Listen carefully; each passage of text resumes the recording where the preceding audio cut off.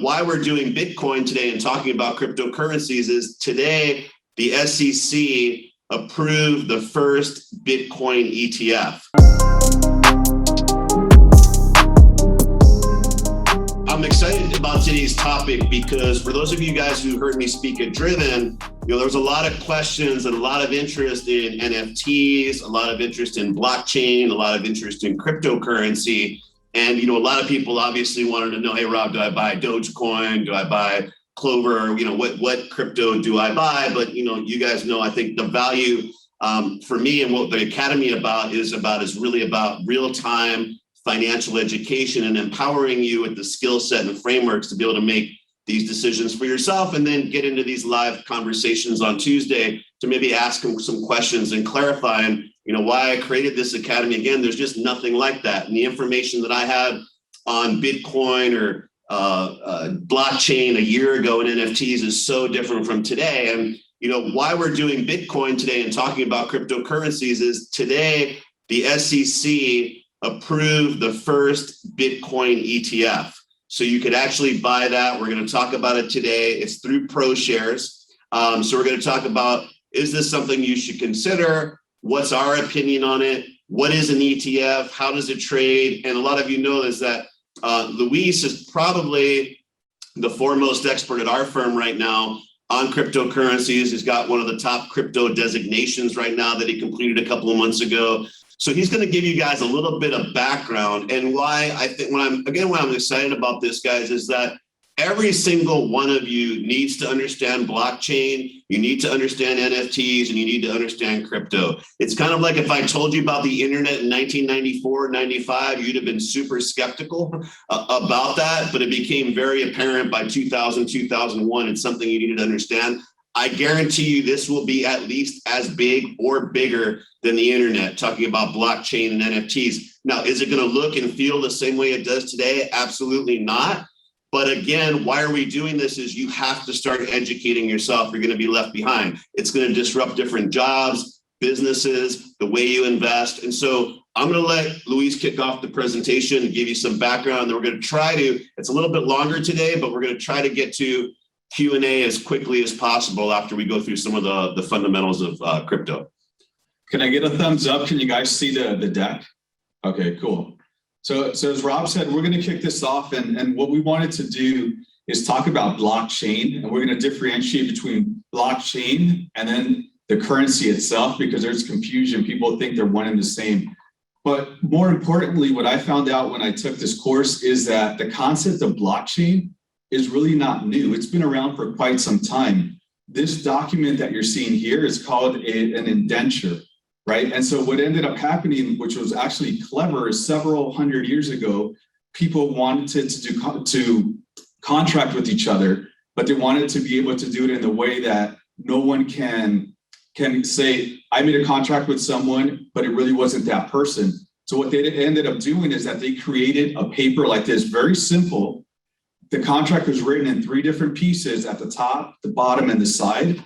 Then they made these wiggly lines with these little indentures here, and then they cut the paper, right? And so what ended up happening is when you had 3 people to one contract, all 3 would have to come together if there was a dispute and then put their papers together, line it up perfectly, and then that's how they would know if people legitimately were the rightful owners to this contract, which is kind of cool that they did this a long time ago. You think about it, blockchain is very, very similar. We'll talk about what it is. And so the reason I bring this up is that there's a lot of people that are skeptical. Well, blockchain is new. I don't know. I don't trust it. It's been around for a long time. The concept's been around for a long time. What blockchain did was able to digitize this and more importantly, solve for how does someone go and verify that the pieces match together. It's really that simple, and it's a document that's been around for quite some time. All right, so let's talk about blockchain, right? Blockchain, all it is it's a ledger, right? And what you're doing is you have different pieces and you're putting it together. You have someone verifying that whatever that new settlement can get put together to the block. That's why it's called the blockchain. Of course, there's a lot more, but high level, that's really all it's doing. It's allowing people to interact with each other on a peer-to-peer basis without having to have a third-party intermediary verify that the two parties are actually legitimately doing a contract. Unfortunately, we live in a society where no one really trusts each other, and so you need a third party. Think about real estate, there's escrow companies. Think about pretty much everything that there's large sums of money involved. There's a third party involved to make sure that there's nothing that shouldn't be happening in there. So blockchain, what it's doing, it's saying, hey, guess what? You can transact with other people that you don't know. You don't have to trust them. And you're able to do this very efficiently. You're able to do this at a low cost. It's very transparent. It's decentralized, so everyone can validate it. So they have these miners, computers, and so they can verify the block itself. And it's very easy. It's designed so there's a mathematical equation where the miners have to go solve. If they solve it, they get a reward. And what they do is when they solve it, the great thing is that it usually, talking about Bitcoin, takes about 10 minutes to be able to solve the algorithm. But once you solve it, you can verify whether you solved it correctly within seconds. So it becomes very, very efficient to do this. Anyone can see the block. So it's very transparent, it's very low cost, and it's really going to change the way things are done. So the technology itself, it's new because it's been digitized, but the concept itself, it's very intuitive, and it's something really that's going to change things, right? So that's a little bit about blockchain, and it's important to talk about the currency because a lot of people look at Bitcoin and they say, well, Bitcoin, I don't trust it. It's too volatile. It's not going to be used as a currency. And they start talking about the currency part of it without realizing the blockchain, right? So let's think about what is a Bitcoin. A Bitcoin, by definition, is a reward that's given for settling the block on the Bitcoin blockchain. That's all it is. Then you get a reward for it. The way it worked is that it started, you would get 25 Bitcoins for every block that you settled. Every 4 years or so, it halves. So it goes from 25 to 12.5, 6.25, and it continues to decrease. So it makes it more difficult for these Bitcoins to be available. That's why it's going to be capped at 21 million Bitcoins. They've already released quite a bit of Bitcoins, but all 21 million, they're not expected to be released until 2145, right? That's over 100 years. Why? Because it's going to become more difficult to solve, and it's also, you're going to get less Bitcoin rewarded for solving that block. So that's really what it works, right? And so I'm quoting Satoshi Nakamoto, guy who wrote the paper. He didn't really invent Bitcoin, but he's the one who solved for something very important. There were several professors, some that actually taught in this course that I took, and so Satoshi quoted them based on the Bitcoin or the blockchain itself. What he was able to solve for, though, is how do you incentivize someone to settle the block, right? No one really knew how to do that. And he came up with the way to do it. As soon as he did, then everyone thought, great, we have something, let's run with it. So that's why Bitcoin became so important. And really Bitcoin is seen more of a store of value, right? And so why a store of value? Because it's got that 21 million supply, it's not going to increase. So it's seen more like gold, right? If you want to compare it to something, people are comparing it to gold as a store of value, not necessarily as a currency, because there's some tax inefficiencies if you try to use Bitcoin to go pay for your coffee at Starbucks or something like that, right? So very important. Bitcoin was really the main one that came about and the most quoted and the biggest one by market cap. So let's talk a little bit about some of the concepts that I think you should be aware of, some basic things called proof of work and proof of stake. So anytime you have this technology, as we talked about, the important part is how do you settle the block? And so what do you get from settling the block? So the proof of work is really Bitcoin. You get that coin for settling the block. So you're incentivized to go do it. That's why you get these farms of computers that are out there just running all the time trying to settle. And it's designed to every 10 minutes or so for a new block to be settled. The great thing about the technology is that it's the algorithm itself, it's very adaptable. So what it does is, and especially in a great example is with China. So if you remember, a lot of the Bitcoin miners were in China, and then China stopped the miners. There were over 50% of what was being mined was in China. So when they went offline, there were not a lot of miners. So what happened with Bitcoin? Well, Bitcoin, the algorithm itself adjusted and it became easier to solve so that you continue to solve it every 10 minutes. So it's a really, really great technology, the way they can expand, contract, depending on what they need. And so there's a proof of stake, right? So we have Cardano as an example. The difference there is that it's going to require a consensus. So people have to go in there and say, okay, do we agree to be able to settle something? Where proof of work, you can just have someone solve. The reason that people don't necessarily like proof of work is they're saying that if you get big enough, you can manipulate it with the proof of work, but not with the proof of stake, because if you're the biggest guy, you're incentivized not to want to game the system, because if someone games it, it takes away from you. So these are the two big ones: proof of work, proof of stake, some basic concepts that I think you guys should be aware of. The other one is if you're going to buy the digital asset and store it yourself, right? If you're going to do it in the wallet, there's something called a hot or a cold wallet. A hot wallet is connected to the internet, and then a cold wallet is not. So there's some pros and cons to each. A hot wallet, of course, because you're connected to the internet, you have easy accessibility to it. However, it can get hacked, right? So some people want a cold wallet. A cold wallet, you can put it into a hard drive. You can even put it in a vault in the bank if you want. So the great thing about it is that it's very difficult to hack. The challenge is that it's not easily accessible. So there's going to be pros and cons depending on what you want, if you want to store it yourself, right? And Rob Lee will talk about that UETF, another way for you to get exposure to the asset class. So this is very important if you're going to do it yourself. The next coin we're going to talk about is Ether, so Ethereum. And the great thing about Ethereum, and the most important thing, is that it's a programmable blockchain. So the cool thing about it is you can build on top of it. Bitcoin is Bitcoin and it is what it is. With Ethereum, you can do smart contracts. So you can do the if-then statements. And the great thing about this is that if you learn how to program it, you can do it. There's a lot of places out there that are already allowing you to do it. And this is what we think is going to start changing the environment. So when we talk about third parties, do you need them? Well, there's something called DeFi, Decentralized Finance. And Ethereum, the blockchain, the smart contracts are really going to start changing the way things are done.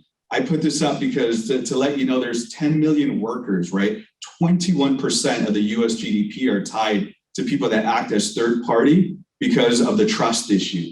But if there's a solution that's cost effective, it's super fast, and you don't need these guys, you're going to be put out of work. And Rob's talked about this before. If you're in the brokerage, if you're a broker or a real estate person, if all you're doing is filling out paperwork and doing transactions, you're going to be put out of business. People are going to expect you to be able to think through and help them make right decisions. So this DeFi is still at its infancy. There are some firms that are pushing things further along.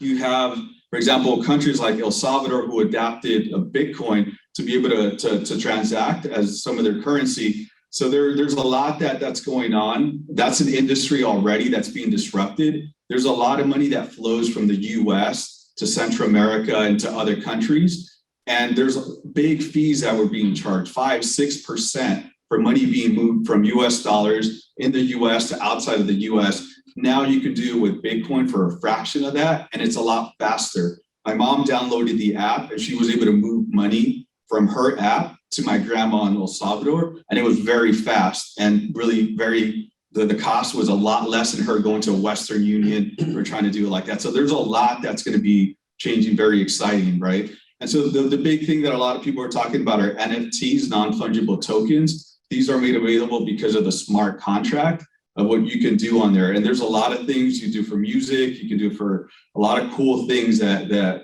you can put on here. And Luis promised me that he's going to do a couple of NFTs on my wedding, and then I'm going to be able to recoup all the costs back from some of those. So we'll see if that actually works out. Yeah, I told him I'd charge him 25% commission because he's my friend. That's a discount. Yeah, that's a discount. So it's a lot of cool stuff. NFTs, right? People talked about, there's several millions of dollars of things that are selling, like music collection, art collection, a lot of things that are being done. So people are confused, like, well, what the hell is it? Where can I go? And we talked about the wallet, right? So I wanted to give you a couple of legitimate sources if you want to start looking more into it. One is MetaMask. So if you want to go start your wallet, you can download MetaMask on your phone. You can do it on your browser. It's very simple. You download it. It's cool. You get the your key, and there's a lot of cool stuff that happens to it. Then you can go out and buy the coin itself from like Coinbase if you want, put it in the MetaMask, and then OpenSea is the biggest NFT marketplace out there. So if you Google OpenSea.com, you can go in there and see it. And then, it's kind of interesting. There's things that sell like weird cats and all these like weird things for thousands of dollars that people are willing to pay up for it. So I told her, I'm sure I can get him a lot of money for fighting. and so, yeah, OpenSea, it's a great place. If you could go to MetaMask, get that wallet, you can go to OpenSea and start playing with it. I think the best way to learn is to do it yourself. As Rob said, we're going to be doing this. And maybe when he comes back, I'll let you know my experience. I'm going to probably record it too. My understanding is very simple. In fact, we have a client on the wealth management side who's really, really deep into NFTs and what's happening. And so he and I had a call maybe about a month and a half ago, and he kind of walked me through how he did it, give me the pros and cons between OpenSea and a couple other platforms, but OpenSea seems to be the better one. And so that's why we're putting this here. And then, so with that, I'll turn it over to Rob to talk about the Bitcoin ETF. Yeah, and so, why we decided to do this today is because just this morning we were kind of trying to time this, and we weren't 100% sure that it was going to be approved, but it did. Started trading today. On the ticker symbol is BITO. It's through ProShares. So a lot of you guys, if you do some trading that are familiar with ProShares, they're one of them, and Direction. They're one of the companies I think that are at the forefront of innovative ideas, leveraged ETFs, inverse ETFs. So really what I want to first say about a lot of ProShares ETFs, and this one in particular, most of these are being built as trading vehicles versus investment vehicles. And in particular, I think that goes for this Bitcoin ETF. First thing I want to kind of show you on the left, and this is just something in terms of what is an ETF. Again, that stands for Exchange Traded Fund. An ETF is usually a low-cost way to get access to an investment. That could be a basket of small cap stocks. It could be a basket of European companies. It could be a basket of marijuana stocks. It could be a basket of blockchain stocks. Pretty much whatever you want today, there is an exchange traded fund that'll give you a passive way. And there are some active ETFs, but primarily passive way to make an investment. And so there's even the USO, right? So if you wanted to buy oil, you can buy the USO and own oil through an ETF. You can own real estate through an ETF. But this is the first ETF just to be able to have access to Bitcoin. If you look about the fund, though, read that. Very simple. ProShares Bitcoin Strategy ETF, first Bitcoin ETF. The fund seeks to provide capital appreciation primarily through managed exposure to Bitcoin futures contracts. This fund does not invest directly in Bitcoin. So the first thing that you need to understand about this, again, is you are not actually owning Bitcoin. You are owning futures contracts. Those of you guys who trade options, these are rights basically to be able to buy or sell an asset at a certain price. So futures started out for farmers essentially to be able to protect their crops years and years ago. So if you're worried about the price you get for your acres of corn fluctuating up or down, depending on what the season's going to do, rain, no rain, you're able to sell next year's crop, the subsequent year crop at a fixed price. Same thing with oil. If you're Southwest Airlines, they're kind of notorious for this. If fuel price obviously is a big input cost into your cost of goods for profitability, you want to be able to minimize the fluctuation in those prices. Southwest has been kind of hurt before because sometimes they've hedged out $70, $80 oil. They bought into that for the next year in the futures market, and it's actually dropped to 30 to 40. So that futures contracts are a double-edged sword. Reason I'm just trying to give you a background, first of all, on ETFs and futures is because essentially you're not buying Bitcoin, you're buying one of these ETFs, and this ETF is buying futures contracts. The most important thing I want you probably to understand, and this is not from academics, this is from 22 years of experience in trading and trading things like this. One thing you want to know when you buy a futures contract, you have to roll those contracts. So there's things that impact the price other than the spot. So for oil, for example, there's the spot price. You can look at every day what oil is trading at, up or down. Bitcoin now, you can look at every day what Bitcoin is trading up and down. Your contracts were not necessarily follow dollar for dollar. There's time value associated with these. There's volatility associated with these. So the worst thing really that could happen with these, and why I say these are not long-term investments, let's just say Bitcoin is about 62,000 right now. You buy this ETF and you hold it for the next year and Bitcoin does not move, you will lose money, 5, 10, 11%, even if the price of Bitcoin doesn't move. Why? Because those contracts are expiring and the fund's having to go out and buy new contracts. So even if the price doesn't move, you're going to lose money. So that's called slippage in trading. There's another thing, if you look at the fund details there outside of the QSIP exchange, the net assets, it's got about 20 million is what they seeded it with. There's an operating expense of just under 1%, 95 basis points. So again, if the price doesn't move, you're going to lose 1% a year just off of the fee that you're paying inside of here. So why is the ETF even being created? Well, first of all, in my industry, it's the securities industry, it is highly regulated. The Bitcoin itself, any cryptocurrency itself, as of now, is not be deemed a security. However, once you put it into an ETF like this Bitcoin ETF is actually a security. So it can be regulated, it can be monitored, and the perception is the level of safety associated with this is much higher. We hear even about these big firms like Coinbase being hacked, right? So the odds of something like that happening inside of your Schwab account or TD Ameritrade or E-Trade account, it's not going to happen. And if it does, you have security and insurance protection for that to be able to be protected. So it allows you, a supposed safer way to do it. The question being, people always want to know, and this isn't any recommendation either way, Rob, are you buying the Bitcoin ETF? I am not, will not. Just because the way I look at it is I want to have access to the actual asset itself. And there's so many platforms out there right now, from Gemini to Coinbase to wherever it is, that they give access to you very easily and inexpensive. I don't want to say inexpensively because there's high trading costs, but for very low minimums to be able to access that. So for me personally right now, this is not a way that I would be doing it, but because it's headline news, a lot of people are investing in it. I do believe the price of Bitcoin has run up in the last 3 to 4 weeks because of this, because you're going to see greater adoption. Just something we wanted to bring to the forefront today about the ETF. And before we do open it up to questions, I do want to bring it back to our investment framework of how much should be put into something like an asset class like Bitcoin or digital currency. So I know we have a lot of new people in the academy, so you'll start learning more about our investment pyramid, our investment framework, and we use that to guide you. It's a risk management tool of how much you should be putting in different type of securities, because securities have different risk associated with it. So we say at the base of your pyramid should be your longer term assets, things that you're looking at 5, 7, 10 years down the line.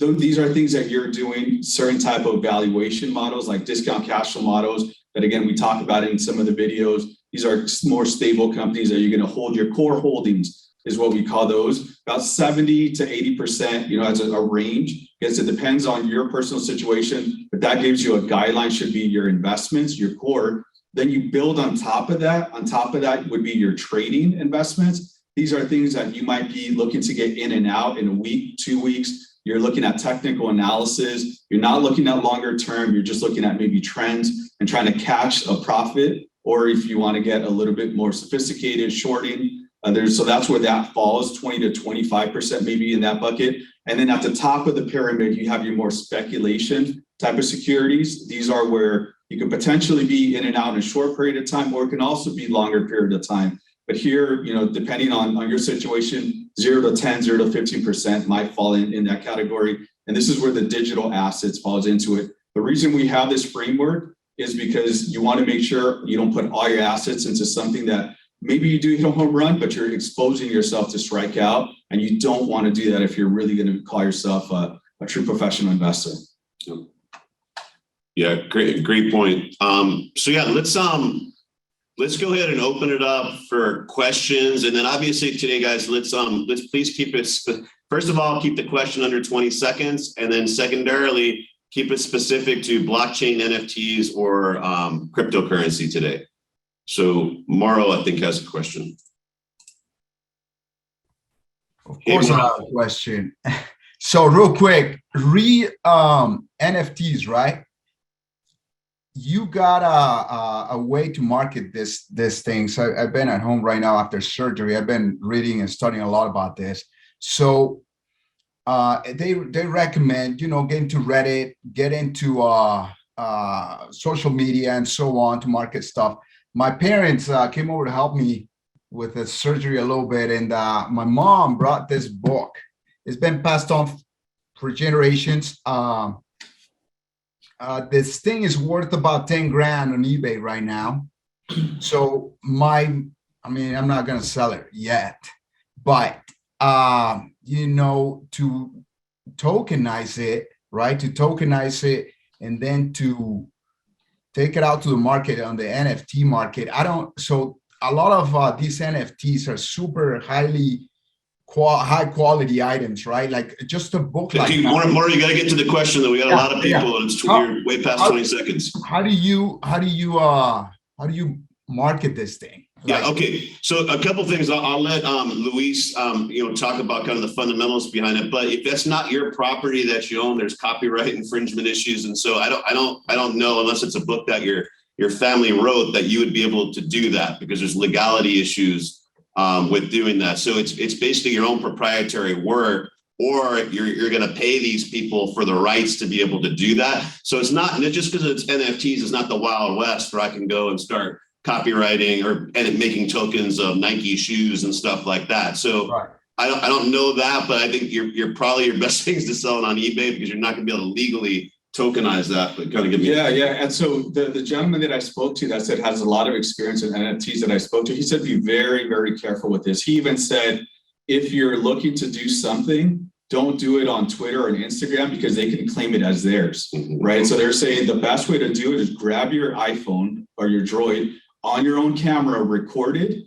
and then from there you can then go and try to mint that NFT because then it's yours. If you put it on Instagram and then try to do it from there, then it can be claimed as theirs. So you got to be very careful with this. That's good. So okay. Sounds good. That's a good answer. Thank you. Yeah, and then we got another question, but I mean, again, this is like our first introductory, very new. We have a lot of people that we're going to be bringing on to talk about this. As you guys know, we're going to be launching, Real Talk hopefully in the 1st of January. We're actually going to be able to then give a little bit more specific advice on how to trade things that we're looking at that we'll be connecting the academy to. But yeah, as of right now, I think that's great information. Don't start trying to tokenize other people's works of art. That could be a little bit of a problem. So, okay, G. Liz Zaraga, go ahead. Hey, Rob. Hey, team. Thank you so much for your time. Quick question, and good to see you again, by the way. You too. Quick question. You mentioned 2 platforms to buy crypto, Gemini and Coinbase. Which one do you recommend if I had to pick one, and why? Yes, so a couple things. So Coin, look, it's very, very new, right? And they've all had issues. I like Coinbase just because it's publicly traded, and because it's publicly traded, it gives me a lot of inside information of what's going on with the company, a certain level of security. Gemini, I know some of the people who started up Gemini, there's a lot of money behind it. I personally have money I have crypto inside of both. I have a Gemini account and I also have a Coinbase account. So that would be the thing I would say too, is like, even if you're going to put 5 or 10,000, maybe open up a couple different accounts and diversify it into 2 different places and then kind of see from there. But I think in terms of the legitimacy now of places, I think those are 2 safe, relative. I can't say safe, but those are 2 very highly credible places. Okay, cool.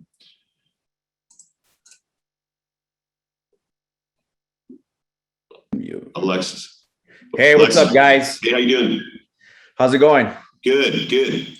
I obviously what interests me is the whole 21% of the US might be disrupted in regards to the real estate and the mortgage side, which is I'm involved in, obviously. Sure. And that could go either way, but and I know you don't have the magic ball, but how soon do you think someone would need to pivot to maybe, kind of deal with this issue? Because for me, that's my bread and butter as in real estate and financing. So I want to be able to be ahead of that ball where I can maneuver and make a move where I can maybe still have my shoot in one end and shoot out the other to be able to, I guess, prep for the future in regards to this. Because 21% of the US, that's a big chunk, man. Yeah, yeah, it's a great question, right? And so a few things about that. So number one, the question is like, well, how soon do I think this is going to happen, and how quickly do I start preparing for this? I could tell you, as you guys know, I have a few different things I do, but it's all kind of interconnected. And one of the things I do is I'm, consulting with big businesses, small businesses all the time, and trying to prepare them for the disruption that's ahead. And so what I would say, the first thing you need to do is things like being on this course. And why I try to keep this timely and very informative is there's a lot of bad information about blockchain, cryptocurrency out there, or some of the good information is so high level, it really turns people off. So what we're trying to do is bring the highest credibility information to the academy, but try to break it down into small chunks so that you're able to kind of adopt this into what you're doing. So I think the time to think about it is now. That starts with educating yourself. I hear a lot of you guys reading out there, listening to the course. Go back and watch this again. We're going to try to bring you more information. But I could tell you all the businesses that I'm involved with, and I deal very heavily in construction, real estate, and finance. And they're all kind of intertwined, right? I think they're going to be disrupted sooner than most people think. And I think you need to start thinking within what are you doing today? How do you adopt or bring blockchain into your business? So everything we're doing, we're looking at that as not only one of the disruptors out there, but we're also looking at how do we embrace that to be able to facilitate scaling our own business right now. And so that's one of the things we're talking with people about. Well, what I would say is, like, when you think about real estate, for example, I think you're a real estate agent, right? Correct. Yeah. So when you think about real estate, when you think about escrow companies, title companies are in a lot of trouble, man, because this is going to be cheaper, more efficient, probably safer. And so, like, when you think about just real estate in general, and like anything, the lower the value proposition that you have, the less hands-on that you have, the more prone you are to disruption. So I think it'll start there, but it will eventually get even down to the real estate agent. And so, like what Luis, talked about earlier, is what I really talk about with my clients is how do you create value well beyond what could be done through a simple robotic transaction. And the sad part about it is, but good part for maybe people like you, is probably like 80 to 90% of realtors out there will not be able to do it, right?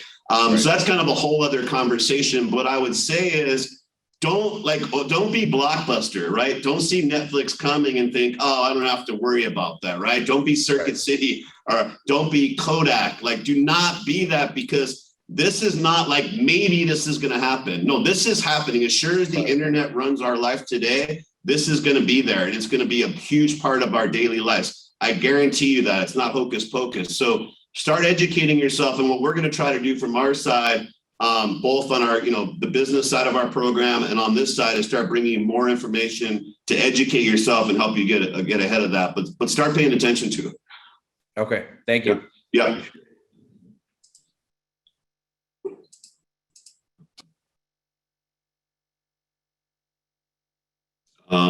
Go ahead, G. Chizaraga. Yeah. All right, thanks. I have another question. Yeah. The other question was,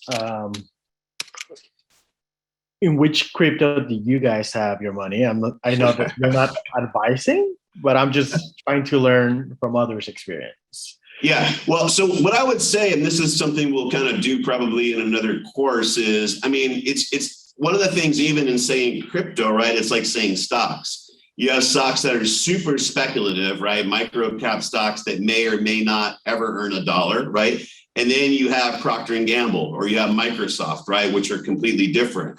So I would say, in terms of investing, the way I look at it, it's very similar to a market capitalization. So the bigger ones, where most of my money is in right now, because I'm not actively trading cryptocurrencies, I don't have time to do that. So I'm more using it as a strategic allocation. So and there's a difference between strategic and tactical. Strategic meaning, if I've got $1 million invested, if I want to be 5% in crypto, I just have it there and I leave it there, look at it annually, right? That's kind of who I am. Tactically meaning I'm in and out, looking at trends. So most of my money is in Ethereum and Bitcoin, right? And if you look at an index of where it is, those are the two largest. Those are the two I'm least worried about.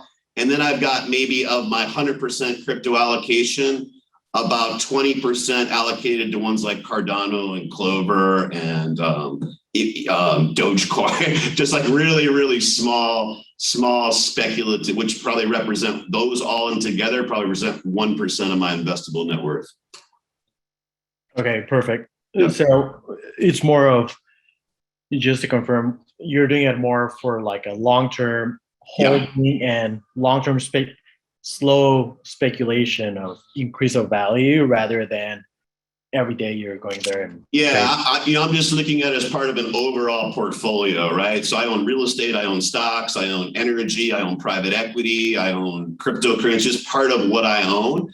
And the whole idea about a diversified portfolio is you don't want everything going up at the same time. You don't want everything going down. And what this is doing is it's helping me because crypto is going to be a natural offset to other assets too, right? And so I think for most people that are not professional traders, that's probably how you should be looking at it in your own portfolio also. Yeah, and then just to piggyback off that, so the CFA did a study and said, if we add crypto, so they compared a traditional 60-40 portfolio, 60% stocks, 40% bonds. They started in like 2012, which is really when they were able to say, Bitcoin was liquid enough to put in here. They looked at it and said, what type of return did that portfolio have and how much risk through a metric called standard deviation. Then they compared that to 60-40. If we took 2.5 from equity, 2.5 from bonds, put that 5% into Bitcoin, rebalanced it quarterly, what did it do? Well, it almost doubled the return in the period with just a slight more risk and standard deviation, right? So there's some benefit from a portfolio construction point of view, but that's why you have to control how much. And more importantly, in this study, it was because it was being rebalanced. Otherwise, you got some very skewed numbers. cool. If you guys don't know, CFA stands for Chartered Financial Analyst. And so it's kind of the highest level of designation in asset management. So when they put out something, it's not like we found it on Reddit or something like that. There's a lot of research that goes into it. So Aaron had a question. Hey, Aaron. Yes, sir. How are you doing? Good, man. How are you? Oh, I'm good. Hey, forgive me if you guys touched on this already. I was a little distracted earlier. They're talking lots of regulations probably coming. Would you discourage anyone from getting in at these levels? Because I know a lot of people talk about, the price could maybe even be half of what it is now once all that rolls around, or you just say get in and just stay in. Yeah, it's a great question, Aaron. So, I think it comes down to, first of all, your long-term plan, right? But I would say like anyone that is younger than 60 should probably have some allocation to this.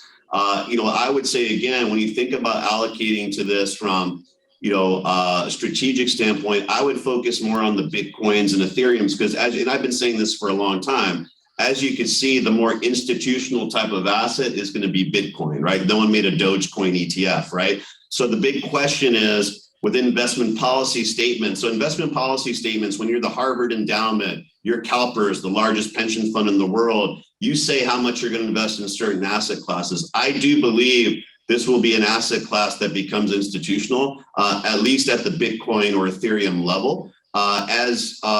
Kind of as gold has been for a long time. So I think, to Luis's point, it's not going to be a currency. It's way too volatile. But crypto in general, like Luis said, again, we're only, the US is 350 million people out of 4 billion people in the world. We're a very small percentage of the world. So when you talk about DeFi, decentralized finance, the rest of the world they haven't really even gone to traditional banking. So I think they're going to skip a lot of that, go to this.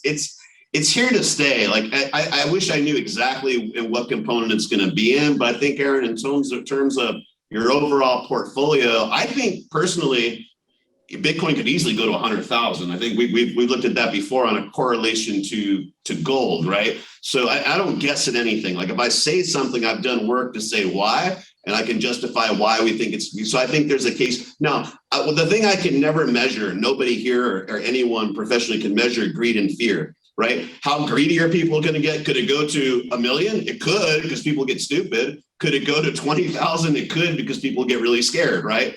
But what I try to do is I try to make fundamental long-term decisions based off of quantitative analysis of where I think something could go. And for me, when you look at the idea, again, like the CFA said, all you had to do is put 5-6% of your portfolio in it. You have twice the returns. When you see something like that, maybe, and to get comfortable, maybe you do 2% or 2.5%. I would stick with those two, kind of close your eyes, look at it long, once a year. But at 62,000, I think you could go to 100 as easy as it could go to 40. And if I've got a 5-year time horizon, I think I'm probably fine putting something in here. Right. Yeah, makes sense. Yep. All right. And then Dr. Adesina. Doc, we got 1 minute left, man. You're in the hot seat. Go. You guys think this is something you want to do dollar cost averaging on, or is just one time? Yeah, always. Yeah, I would. I mean, again, it depends. Like if you're putting 100 grand, it's different than I'm putting 200 bucks in it. Like if I'm 200 bucks, just throw it in there, right? But if this is a serious investment, 5% of your investable assets, I absolutely would dollar cost average into it. Thanks. Yep. All right. Thanks, guys. We got to close it off. Appreciate you guys all being on. We'll see you next Tuesday. Have a great week.